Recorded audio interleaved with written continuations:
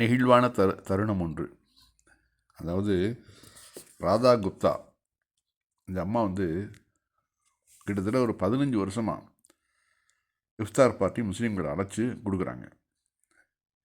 இவங்க வீட்டோட மொட்டை மாடியில் அதுக்கான ஏற்பாடுகள்லாம் செஞ்சு அங்கே எல்லா உணவுப் பொருட்கள் எல்லாம் கொண்டு வந்து வச்சு அவர்களுடைய உறவினர்கள் எல்லாரும் அதுக்கு சப்போர்ட் பண்ணுறாங்க.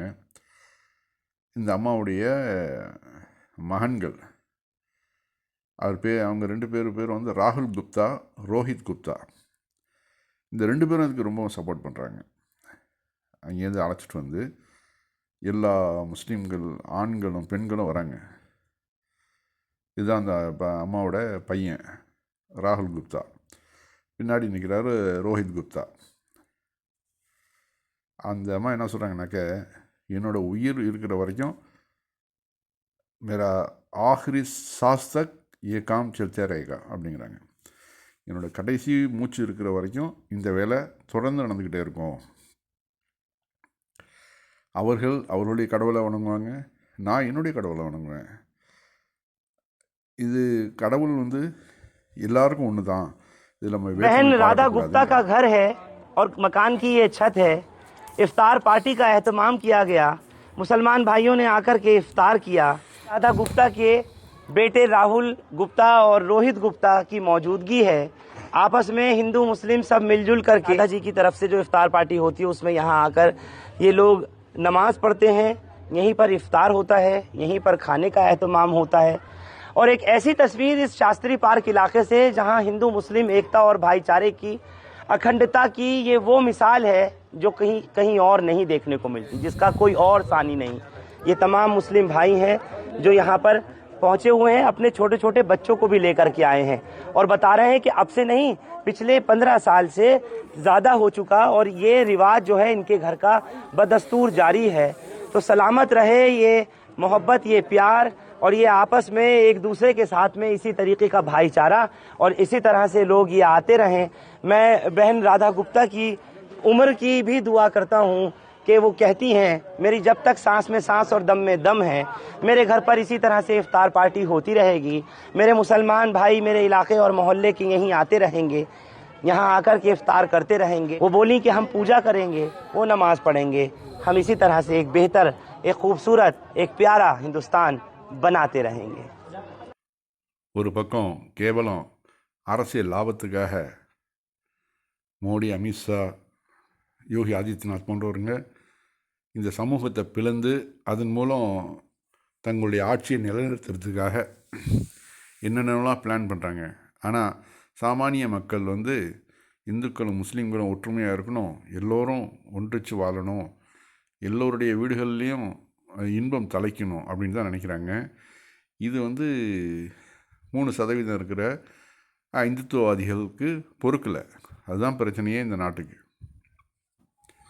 அடுத்து லூலு அதிபர் யூசுப் அலி அவர்கள் ஒரு முதியோர் இல்லத்துக்கு மிகப்பெரிய ஒரு நன்கொடையை கொடுக்குறார் யூசுப் அலி.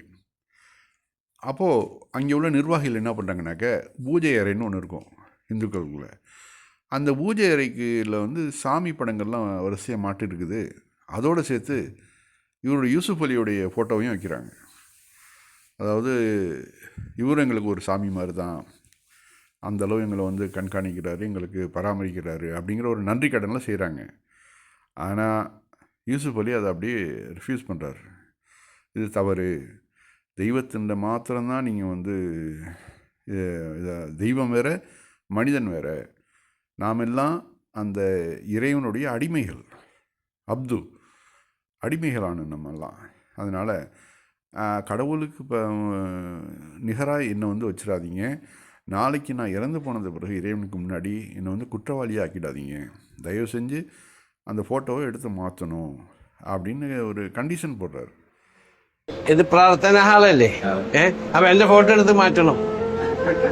പ്രാർത്ഥന ദൈവത്തോടെയാണ്, ദൈവത്തിനോട് മാത്രമേ പ്രാർത്ഥിക്കാൻ പാടുള്ളൂ. അല്ല, എന്നെ നോക്കിക്കൊണ്ട് പ്രാർത്ഥിക്കണ്ട. അപ്പൊ ആയതുകൊണ്ട് ദയവ് ചെയ്ത് എനിക്ക് എടുത്തു മാറ്റുക.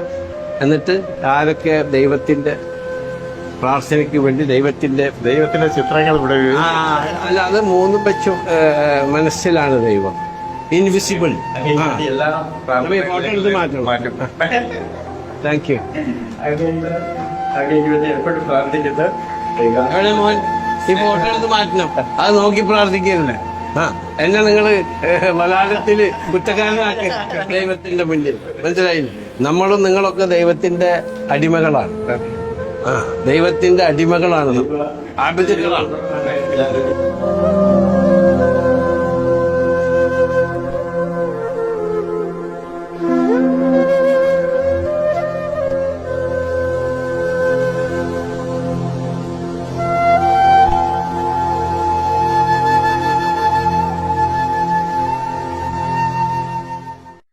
அவர் அதிபர் யூசுப் அலி என்ன சொல்கிறாருனாக்க, எனக்கு மரியாதை செலுத்தணுன்னா அது மனசுக்குள்ளே இருக்கட்டும். மரியாதை அன்புலாம் வந்து மனசுக்குள்ளே வச்சுக்கோங்க. இதை வந்து வெளிக்காட்டுறதுக்காக இது மாதிரி கடவுளுக்கு பக்கத்தில் என்ன ஃபோட்டோவெல்லாம் வைக்கிறது மிகப்பெரிய தவறு. அதை தயவு செஞ்சு எடுத்துருங்க அப்படின்னு சொல்லிட்டு அங்கே உள்ள இன்னொரு நிர்வாகிகிட்ட கூப்பிட்டு அதை வந்து எடுத்துருங்கன்னு சொல்கிறாரு. இது எங்கோ ஒரு 1400 வருடங்களுக்கு முன்னாடி நபிகள் நாயகம் சொன்ன ஒரு அறிவுறுத்தல் வந்து இங்கே வந்து நடைமுறைப்படுத்தப்படுத்து பாருங்கள். அவர் மனிதன் வந்து எல்லாருமே புகழை விரும்பக்கூடியவன் தான். ஆனால் அந்த புகழ் என்னை வந்து குற்றவாளி ஆக்கிடாதீங்க, மனிதனை தெய்வமாக்கிடாதீங்க, இதுதான் வந்து சமூக சீர்கேடுக்கு முதல் காரணம் அப்படின்னு சொல்லி அதை நம்ம தடுக்கிறத பார்க்குறோம்.